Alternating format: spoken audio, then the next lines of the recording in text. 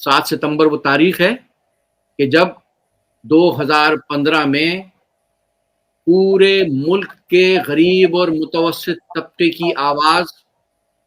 M Q M کے بانی و قائد جناب الطاف حسین کی آواز پر غیر آئینی اور غیر قانونی پابندی عائد کی گئی، اور اس کے لیے آندھا استعمال کیا گیا لاہور ہائی کورٹ کا، جو لگتا ہے کہ ایسے ہی پابندیاں اور ایسے ہی پنڈی کے فیصلوں کو سنانے کے لیے یہ لاہور ہائی کورٹ بنائی گئی ہے، تو وہاں سے پابندی لگائی گئی، اور آج 2024 ہے، یہ پابندی آج تک قائم ہے۔ یہ غیر آئینی ہے، غیر قانونی پابندی ہے۔ اس پابندی کے خلاف ایم کیو ایم نے عدالتوں کے بھی دروازے کھٹکھٹائے، ہر پلیٹ فارم پر آواز اٹھائی اس کے لیے، لیکن یہ غیر آئینی اور غیر قانونی پابندی آج تک عائد ہے۔ تو آپ نے الطاف بھائی کی آواز پہ پابندی نہیں لگائی، آپ نے پاکستان کی فلاح و بہبود اور پاکستان کی بقا کی آواز پر پابندی لگائی ہے، اس کو بند کیا ہے۔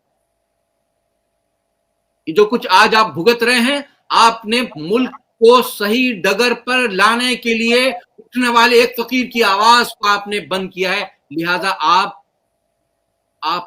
آج اپنے ہی بنائے ہوئے فتنوں کے ہاتھوں سے کھائے جا رہے ہیں۔